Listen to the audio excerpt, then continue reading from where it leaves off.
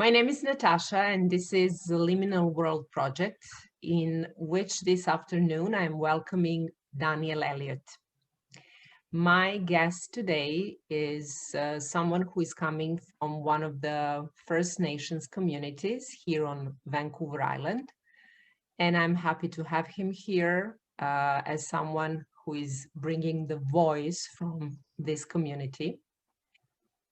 At the beginning, I want to mention that before I came to Canada, I didn't know much about First Nations history, culture, and community problems. But since then, I have been learning through films, through books, through art exhibitions, and recently through my kids' schoolwork. And what I realized along this journey is that I have in one segment, something which is very relatable to this community. I'm coming from Republic of Serbia, which was once Yugoslavia. So it's a country with completely different culture and different history. But during the 90s, we had a time of harsh circumstances. We had a civil war, and I've lived through a decade of harsh isolation. So in a sense, I know what it's like when trauma is actually redirecting the life of the whole community, when the collective is suffering, and where trauma is actually redefining or reshaping every individual. So what it's like to be inside of that community and to get out and try to find the way, trying to stand out for yourself and in a sense, hold all that weight and find the meaning after all.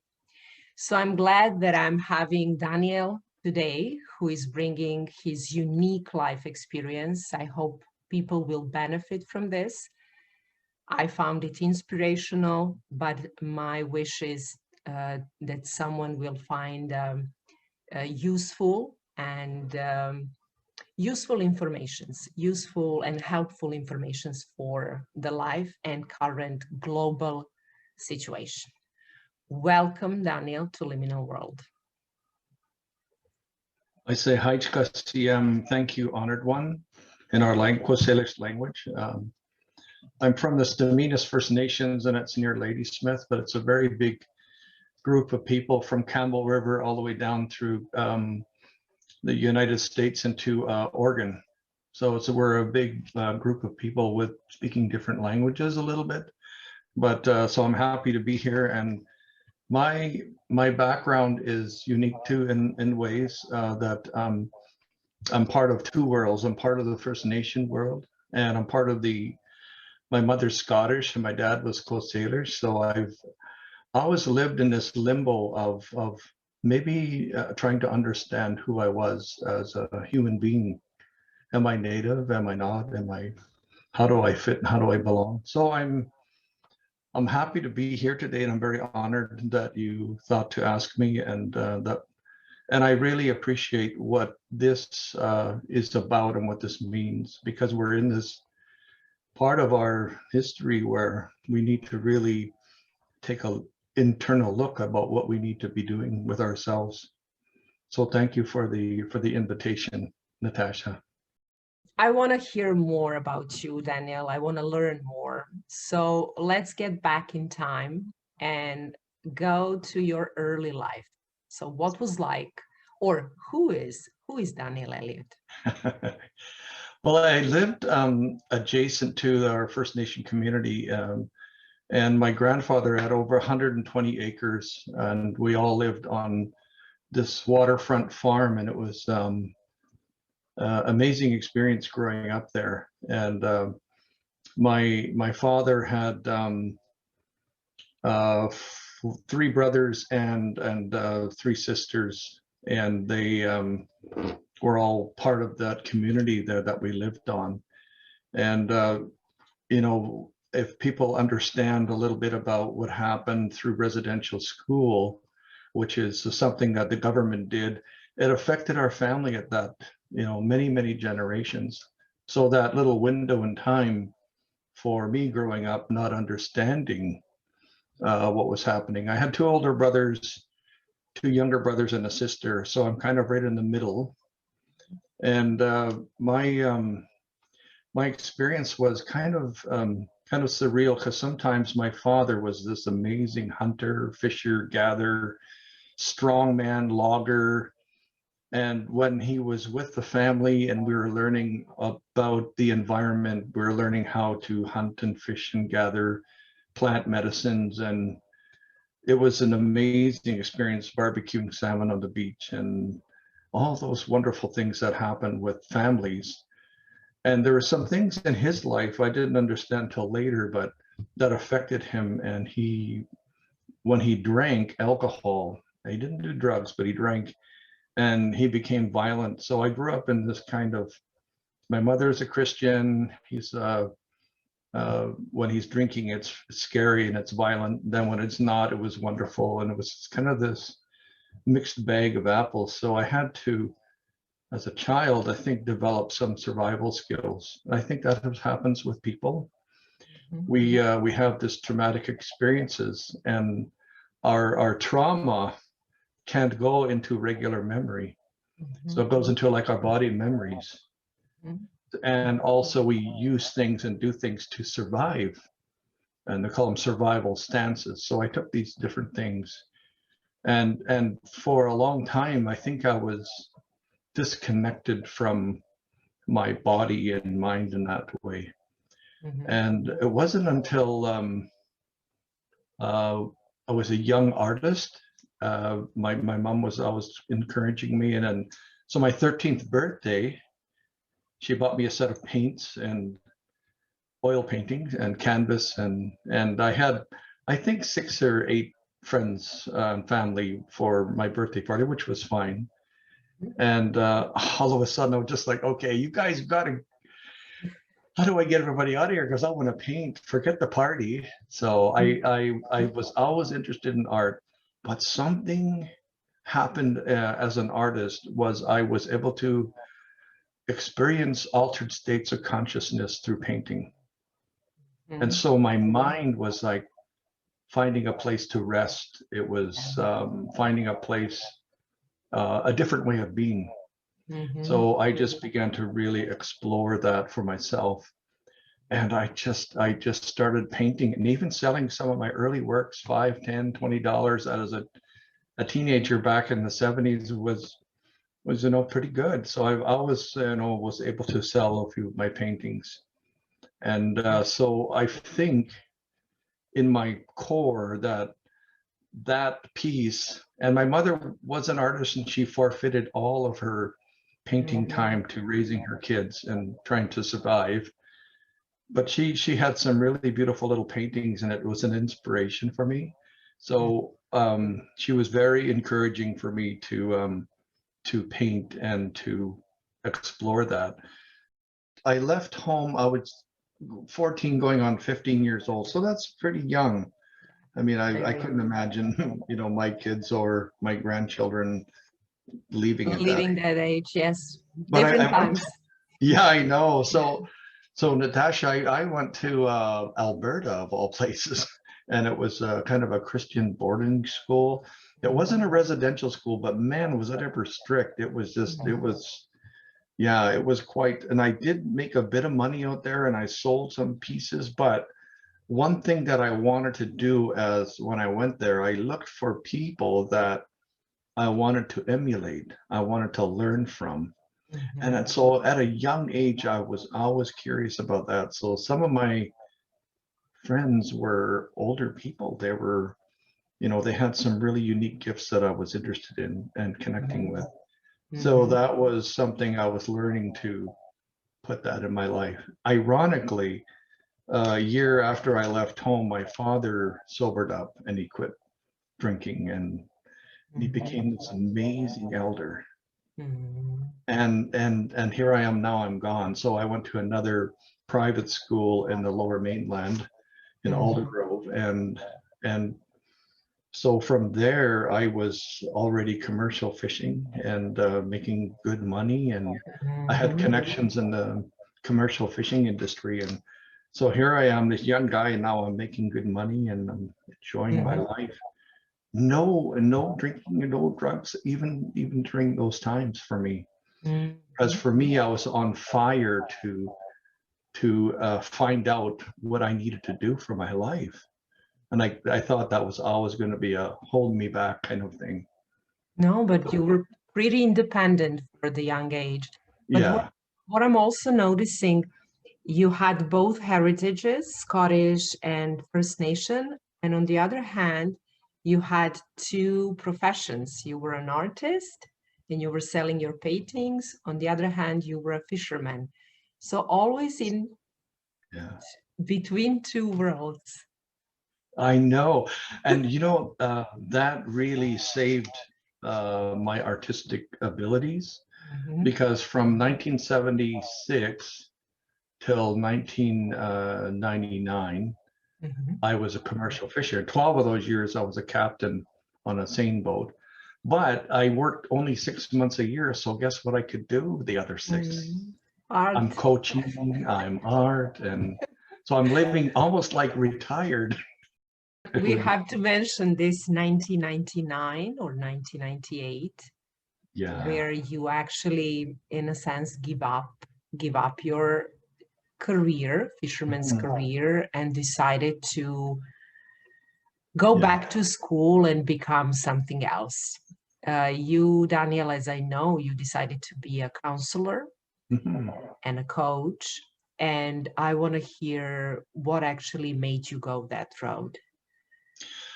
Well, I know for one thing, the commercial industry was dying, and still even now. I mean, when I commercially fished with seine boats alone, they're the big nets, there was 1,000 boats that were on the coast, and there's about 97 that are working now.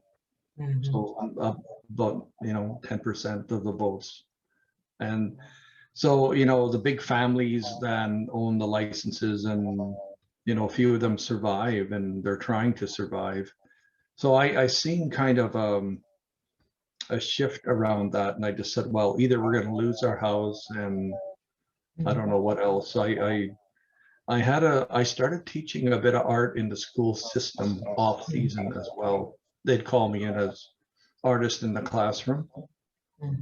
And I worked with a group of youth that were designated students, and I didn't know that, but they were designated behavioral students. And man, it would just click with the art. And I thought, wow, something magic happened for me. Like, I made a connection with them, and I thought, this is something that really is speaking to me. So I was invited to take training at Native Friendship Center. They had a counseling program. They had a drug and alcohol, and also a sexual abuse, family violence counseling. So I started with drug and alcohol counseling piece, and they said, Dan, you should think about moving into the sexual abuse, family violence counseling. I was thinking, what? How could a fisherman do that? That's heavy stuff. What do you? I'm not that kind of a professional. But what came out for me was I said it was a bit of heaven and a bit of hell. That program, because it was experiential learning, so we learned with each other, and it was very, very powerful. We did a program through it's called the Genius here, and she was a very powerful family therapist, and so we did some of those programs, and so we learned how to work with our children in the school systems, and wherever it would take us. And that was I think that was a question that I had from when I was in school when I was 13. And I'm not going to get into too much, but at 13, 12 and 13, I had a small private school I was in, and there was a teacher, a principal that taught, I think, 5 grades. It was crazy. But he was a predator, and he was after the boys.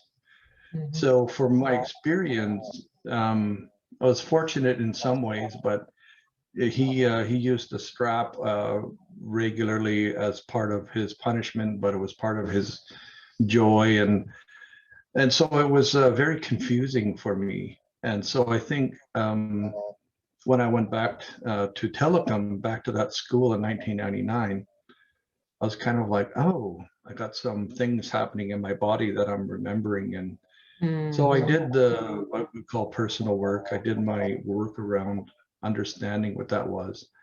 So when I went into that sexual abuse, family violence counseling, that was actually my inner core saying, okay, we need to understand this, and how do we work through this? So then I went, yeah. I'm guessing that a lot of repressed emotions and repressed experiences start coming out. And it's usually, sometimes I used to be a teacher. So I know when I start dealing with my students, they were in a sense mirroring me. So every time I would see some problems getting out of them, I was reminded of my own. And it's like a two-way road. You're dealing with them, but they are helping you to deal with yourself as well. Was that the same case with you? Yeah, I think in the training portion of that for me. But what happened for me was through the own personal work, I was able to heal fully, and through sweat lodges and excellent counseling pieces I did, it became information, but it became valuable information for me to work with students that are traumatized, they're triggered, they're abused, whatever is happening for them. I was able to recognize parts that I think would be hard for people to understand. Getting back to 1998, I was introduced, because it was a friendship center and a First Nation based teachings, part of what was happening in Canada was to have people assimilate so that they don't even remember who they are and who they were as Indigenous people. That was almost my experience. I was nearly, if you want to call it, assimilated. And not that it was bad that I was working and having taxes and working for a house, but I didn't understand because of fear around what was happening with Indigenous people. So when I took that training in 98, I went to a sweat lodge, which it's a symbolic of a womb, and you go in and you're rebirthed. And I was honestly very frightened because of my Christian upbringing. I was told to leave all that stuff alone. And so I am standing at the door of the sweat lodge, and I'm just like, I'm praying, like, please protect me when I go in here, because I don't know what's going to happen. And I went in, and I'm shaking, and because you hear all these things, and you're unsure, and as a child you hear, don't do that native stuff, that's devil stuff. That's some of the messaging I heard.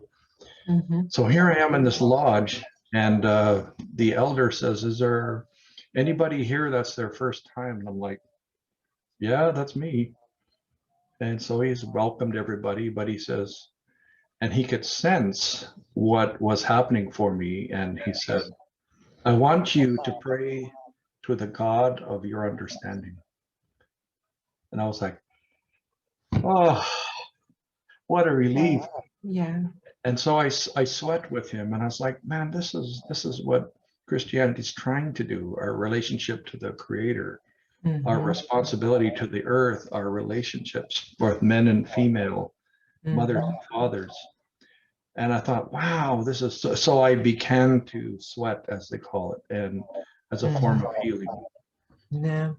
Very, very powerful form. It changes your life, even your first sweat.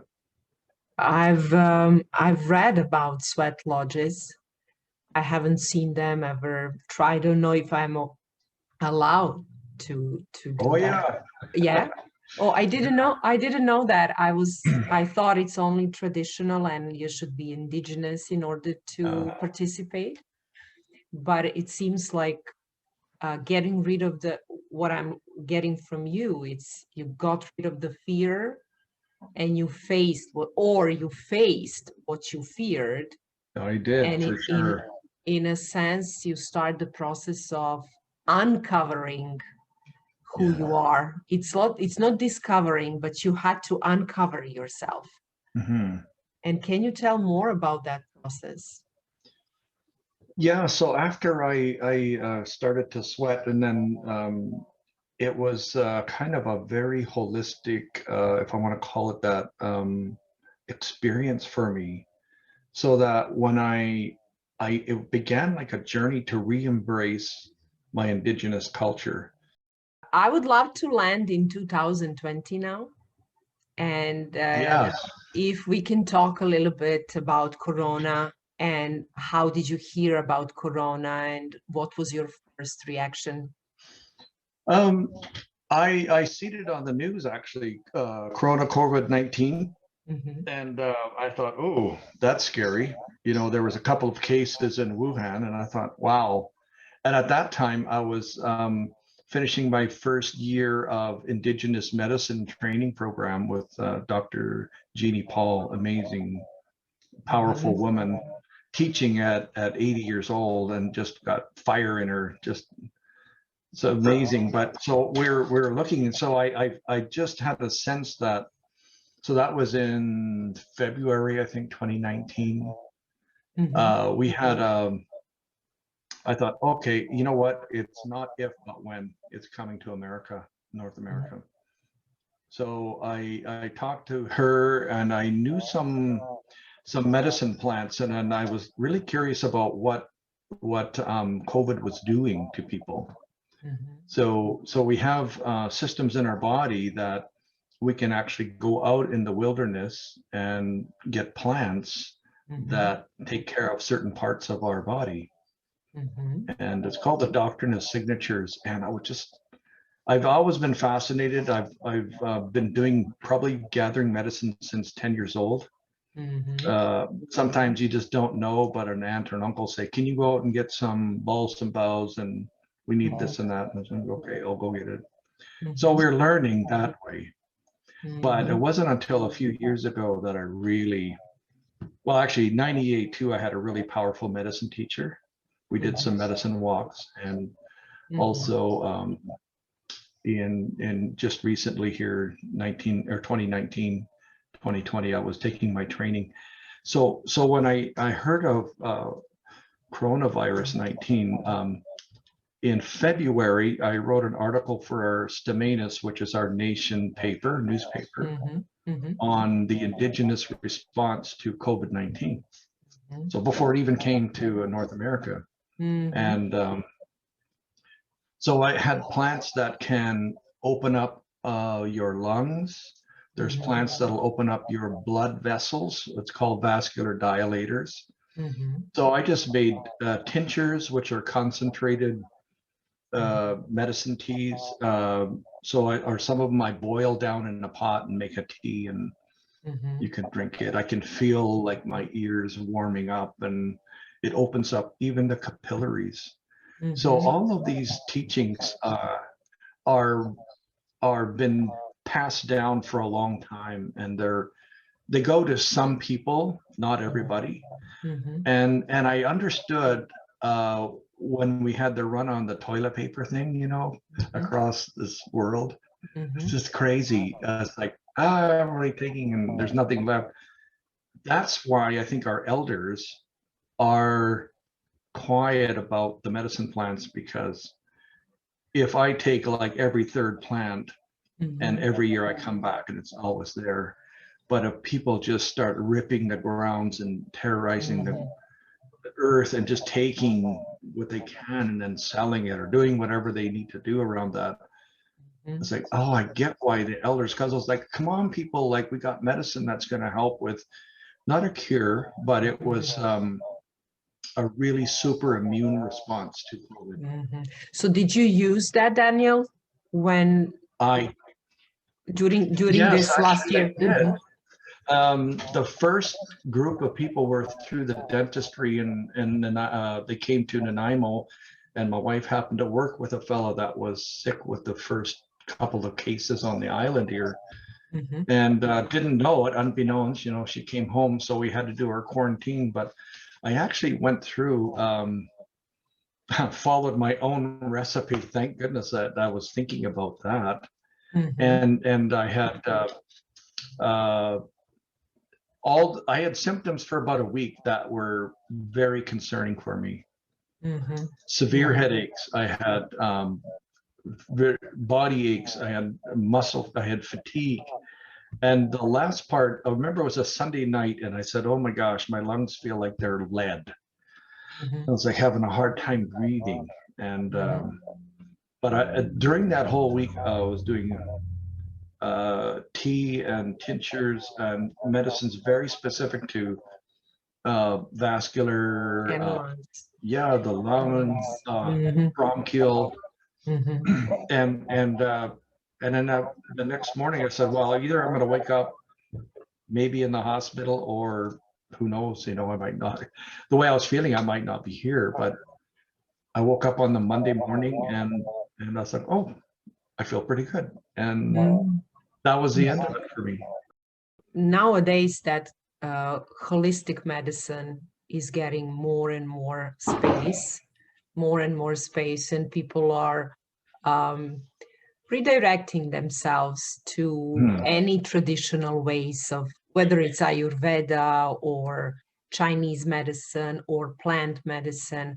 Like, people are more open to hear different stories and to try and give a chance to, they would say old-fashioned, but if you believe and if you do the steps, and most of them are related to also our nervous system and the way we approach life. It's a complete change of mindset. So a lot of I would say that, especially here, a lot of holistic medicine is getting bigger and bigger place. And in a sense, we can implement both. We can use both Western, and at least I do that. I know when it's time to turn to plant medicine or Chinese or any other. It's whatever we can, but it has to come with your openness to try something, to hear, and in a sense believe. Yeah. Oh, for sure. Like the World Health Organization says that around the whole world, still 80% of the people rely on plant natural medicine. Yeah. I was like, whoa. So, you know, there's it's not, and a lot of our medicines are based on plants anyway. Yeah. They'll take them and synthesize them and patent it, and then they make their money from it. And our medicines, for traditionally and culturally, were not designed. I mean, yeah, they traded. It was a different system back then, but it was done with the intention to heal you, to cure you, not to treat your symptoms. What I know also about you, Daniel, is that you're helping out in your community, and that you are very involved in bringing, I remember somebody saying food to the community. Yes. So did you do that during Corona? I did, and I'm doing it tomorrow too. So every Wednesday? Every Wednesday. Yeah, we make lunches for 115 to 120 people. So they're all elders, and it's our way to connect with the community as well. So my job, as I was hired on as called NADAP, which is National Native Alcohol and Drug Prevention Worker. Big title, but I work with that piece. But I also do cultural work, and one of my favorite hobbies is I'm a foodie. And so I just love helping out in the kitchen and being part of that process. So we do sometimes cultural food. We do like clams and seafood, salmon and halibut and cod. And it's amazing to make that connection with the elders, and then they get some of their traditional food. So it's a real reward. So we gown up, of course, and glove up, and we have a little box we pass the food off on, but we make the connection, even though they can afford probably to feed themselves. It's about that spiritual food, that connection that we need to make. Yes. So Yeah. it's our community is one of the bigger land masses. I think we're like 6,500 acres, and there's like miles of waterfront. It's a beautiful place, no question. And we have about 1,200 First Nations. And so about 10-12% are elders or seniors. And so we try and really honor that and make those connections.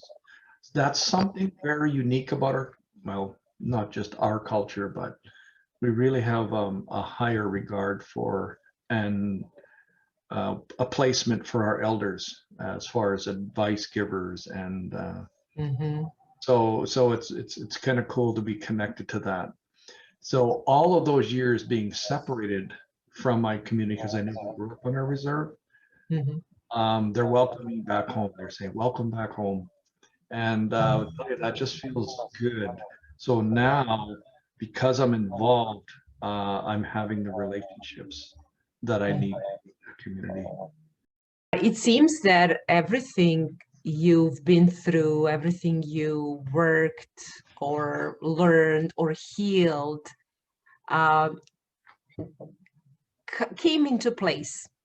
I would say that it came into place, and your inner being or your inner voice has changed, and has changed through this harsh times of early life, and then uncovering your new voice or your inner voice. Yeah. So what I'm actually now would love to hear how that inner voice, new inner voice, manifested in your art. Yeah, that's a great piece. I struggled when I worked in the school system because of the parts around the First Nation culture, and what needs to be taught was difficult. And so it was always a challenge to try and match up how culture needs to be incorporated into the training and teaching model. So some of that is all to do with, assimilation and government policies, and why people don't understand what's actually happened in Canada around the school systems that were in place. So part of my work is undoing some of the government policies that happened in 1886, way back then, when they wanted to create schools and bring forcibly children to these schools. My grandmother was a product of that school, and many of my uncles and relatives. And it was really a horror chamber for them. There was no educational value really for them. Atrocities and abuses. And even in 2008, our former Prime Minister, Stephen Harper, apologized June 2008, and apologized for for Canada having put those in place. So the work has been about the fallout and the intergenerational trauma. So it didn't just happen to a group of people, it happened over generations. And so the work was very difficult because it's embarrassing for Canada. It's embarrassing that it's not in our history books like it should be. So the work is, it felt incongruent to try and work with our children under some of those systems. And I even found that when I was working in the prison system with adult males. And I had lots of confrontations around cultural pieces and the system. And so it was really frustrating sometimes, I think, for me to try and explain. I kept feel like I was explaining myself all the time around our history. So I just went, I had like a click, and I was like, okay, I need to, I'm an artist. What am I thinking? I can paint this. I can paint that somehow. I don't know what it looks like yet, but So I applied for a grant through First Peoples Cultural Grant Society in Brentwood Bay there in your neck of the woods. Mm-hmm. And they provided me with a grant to produce a body of work of 13 paintings. Mm-hmm. And it's around what was amazing about Indigenous culture, Mm-hmm. what was the interruption. So that's colonization, that's residential schools. And then how can we conciliate? How can we come together and share our values? Mm-hmm. So it's a very broad stroke with the brush, but it took me 2 years to paint this. We can see, yeah. Yes, she's beautiful. Is that a feather? Is she holding a feather? She's holding a feather. So this is a cedar bark hat, and this is the kelp doll. Mm-hmm.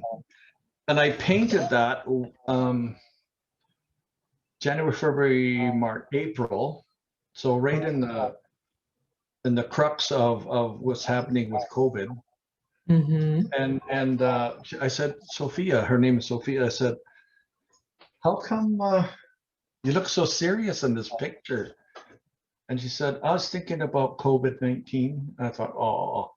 Mm-hmm. But what came up for me is maybe 200 years ago, when First Nation people were looking at Western colonizers coming over, the confusion that children would have.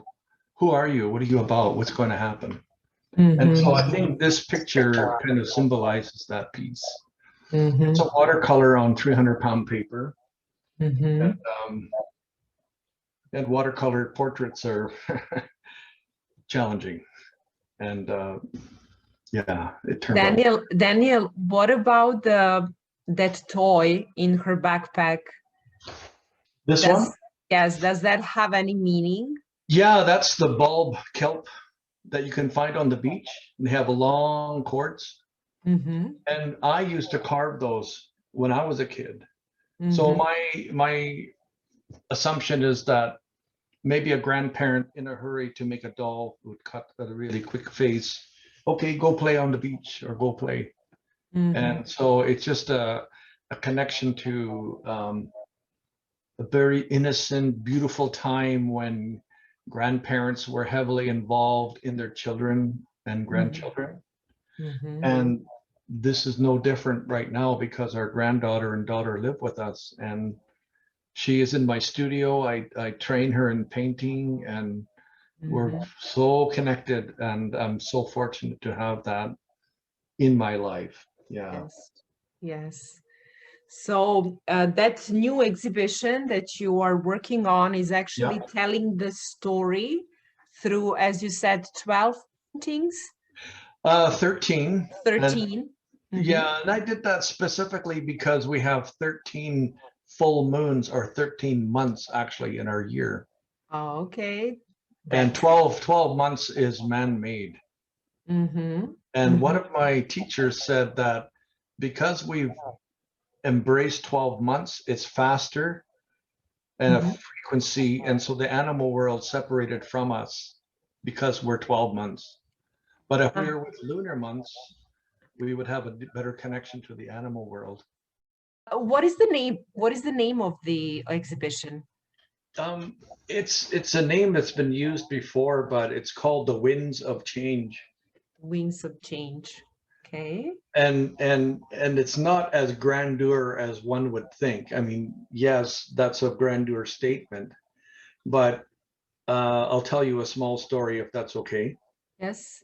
In 1973, mm-hmm. so I'm 13, and our family was commercial clam digging, mm-hmm. and a place called Cortez Island, mm-hmm. and in July, so big tides, very hot, and day tides. So I'm digging in this little inlet, and maybe it's getting like 28 to 30 degrees, very hot for working outside. You know, my fingers nails are wore down to the quick and very sensitive. And And it's very hard work. You know, you're packing these big sacks of clams, maybe 100 pounds, even if you have to drag them. Mm-hmm. And I just remember being, you know, it's like day after day until the tide breaks and then you have some time. But every time, and anybody that's in the world knows or can go to the ocean at low tide, Mm-hmm. if it's classy, calm, no wind, when the tide turns to come in, there's a breeze and then a little wind. Mm-hmm. And I prayed and I just knew every time I felt the wind come, oh, good, the tide's coming up, cover the beach, and then I can play. Yeah. But, you know, I think for me, it's like the winds of change. The breeze has come for me, Mm-hmm. covering up all my, not the covering of my work, but it's covering up what I needed to do. And so now it's time for me to be an artist and work in the healing and what I need to do. So Mhm. it's created clarity for me, this project. How do you see that story of reconciliation or coming together? What is coming together for you? And there's a painting that I did called Conciliation. So it's our work together. And I don't know if I can quickly put it here and we can talk about it. Yes. So for me, conciliation, how do we come together? And this was one of my visions for this whole body of work. What does it mean to come together? So I'll show you like, oh, that doesn't work. But here, okay, here is oil painting. And from these guys, that's watercolors. Mm-hmm. So for me, I remember thinking what the government and Western world is asking. It's like they're asking oil and water to come together. So difficult. But I found a way to make it possible on this canvas. Beautiful. And this is like a pole that came from Haida Gwaii. It's like a chief's hat. And I went, okay. So then I made another totem pole, and then in here, it's like fish drying, but it's like windows. Mm-hmm. So we have this world here, and of course our Ćećez-Sekulić canoe. He's like, oh, look at that. I can't go down the street. It's too many people. But it's like what's happening in Canada is like, oh, wow, look at the really cool Indian stuff and native stuff. I'm going to take my picture. So they're taking pictures and they're interested, which is fine. But they're missing something. They're missing. And some people in here, they don't care. You know, they're just going through it. That's just our reality. That's just what it is. But this one here, the sunshine, the sun setting is symbolic of what comes us. It brings these two worlds together. And the light is our collective values, our morals, our guiding principles for each nation. When we honor those, we can come together. And for me, that's what this is about, is coming together in a way that is respectful of each other's, even if I don't agree, but I still can respect what you're doing. And so this one is called Conciliation, and that's just the word for after you reconcile, reconciliation after. Yes. Yeah. Coming together. I recently read, Daniel, the sentence that changed my day. They said it is the limited identities of race, nationality, and religion which breed conflict and violence. It is the limited identities, which means many times that space in between when we are Wow. water, as you said here, water and oil, Western and native.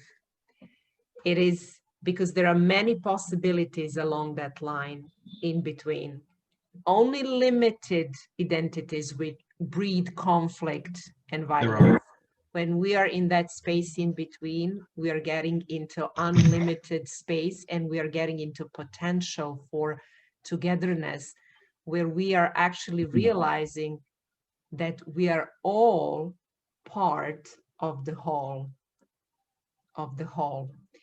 Exactly. So my belief is that a lot of people, myself as well, we are all pushed outside of our identity or so-called identity for a reason, not to be in a struggle, which I thought, like, I'm just in a suffer and a struggle, and what is this? I'm displaced. Where am I? I don't belong there. I don't belong here. As an immigrant, I feel that way, but I felt that way in my culture as well. But when I read this sentence, I realized, oh, no, maybe we are all pushed out for a reason, to be able to see both parties and say this and that, or neither nor. So I will either use and include both, or I'm rejecting both.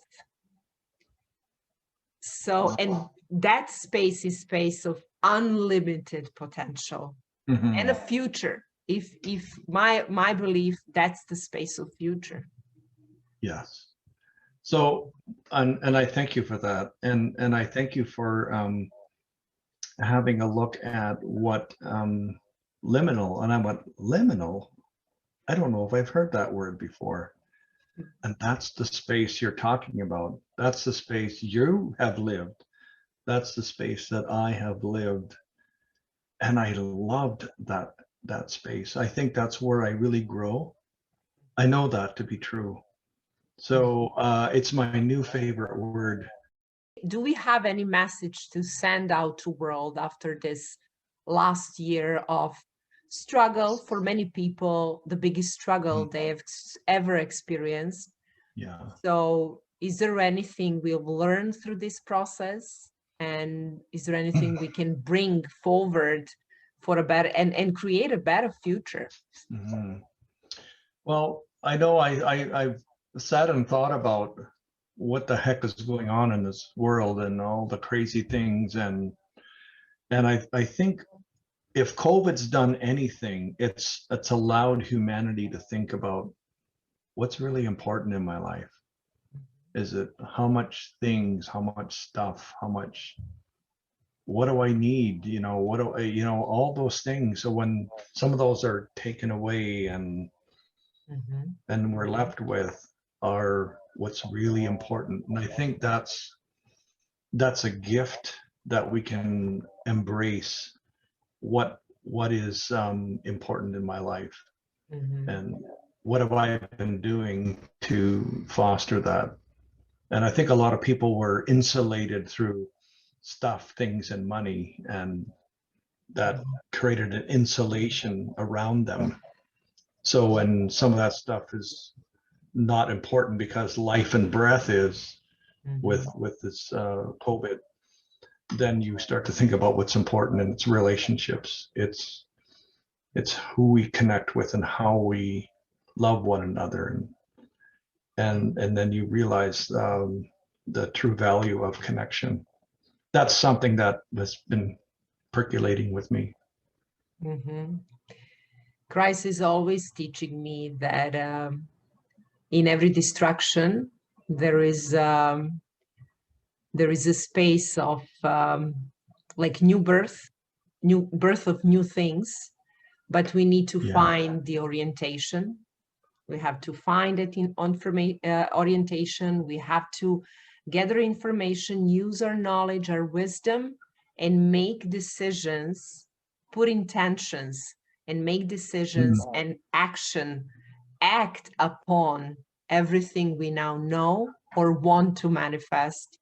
Not just leave it to it won't come on its own. We have to create, and crises are the times when we are actually rethinking about our orientation and deciding what is the road we want to take. Where do we want to go from now on? Yeah, that's beautiful. That's what happened to me with developing the winds of change. That I decided, I went actually beyond what I thought I was capable of as an artist. And I found out what was, you know, really valuable. But in order for me to do that whole body of work, I made an agreement with myself, and I had to give up something to make it happen. And strangely enough, I gave up television for a year and a half. And no hockey, no news, you know, that's my kryptonite. But when I gave that up and I created space to do that, that's how it happened for me. So it doesn't just come, you got to make it happen. Thank you for this conversation. Should I say Haichka? No, we say welcome. That's very good. You have a good memory. Yes. Thank you for being here and sharing your story. My honor. I hope we'll meet in person. We will, yes. Yes. Osia. Thank you, honored one. Yes.